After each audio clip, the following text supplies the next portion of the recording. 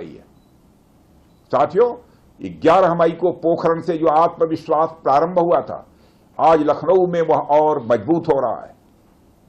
साथियों, अपनी बात समाप्त करने के पहले मैं कहना चाहता हूं कि जिन भारत विरोधी और आतंकी संगठनों ने भारत माता के मस्तक पर हमला करके कई परिवारों के सिंदूर मिटाए थे, उन्हें भारतीय सेना ने ऑपरेशन सिंदूर के माध्यम से इंसाफ दिलाने का काम किया है। और इसके लिए आज सारा देश भारतीय सेनाओं का अभिनंदन कर रहा है। ऑपरेशन सिंदूर सिर्फ एक सैन्य कार्रवाई भर नहीं है, बल्कि भारत की राजनैतिक, सामाजिक और सामरिक इच्छा शक्ति का प्रतीक है। यह ऑपरेशन आतंकवाद के खिलाफ भारत की दृढ़ इच्छा शक्ति का और सैन्य शक्ति की क्षमता और संकल्प शक्ति का भी प्रदर्शन है। हमने दिखाया है, भारत आतंकवाद के खिलाफ जब भी कोई कार्रवाई करेगा तो आतंकवादियों और उनके आकाओं के लिए सरहद पार की जमीन भी सुरक्षित नहीं रहेगी।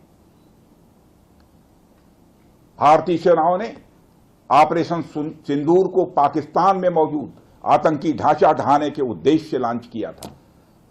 हमने उनके आम नागरिकों को कभी निशाना नहीं बनाया था, मगर पाकिस्तान ने न केवल भारत के नागरिक इलाकों को निशाना बनाया, बल्कि मंदिर, गुरुद्वारा, गिरजाघर पर भी हमले करने का प्रयास किया। भारतीय सेना ने शौर्य और पराक्रम के साथ साथ संयम का भी परिचय देते हुए पाकिस्तान के अन्य ठिकानों पर भी प्रहार करके करारा जवाब दिया है।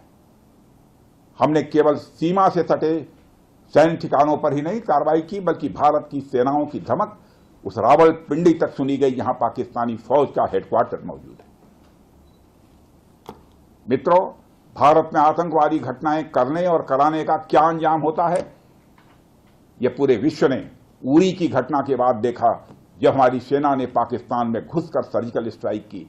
पुलवामा के बाद देखा, जब बालाकोट पर एयर स्ट्राइक की गई। और अब पहलगाम की घटना के बाद दुनिया देख रही है कि जब भारत ने पाकिस्तान के भीतर घुसकर मल्टीपल स्ट्राइक्स की हैं।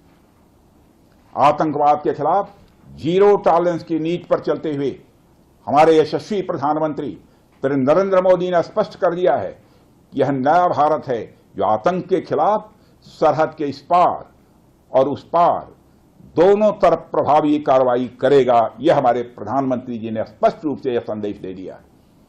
मैं एक बार फिर से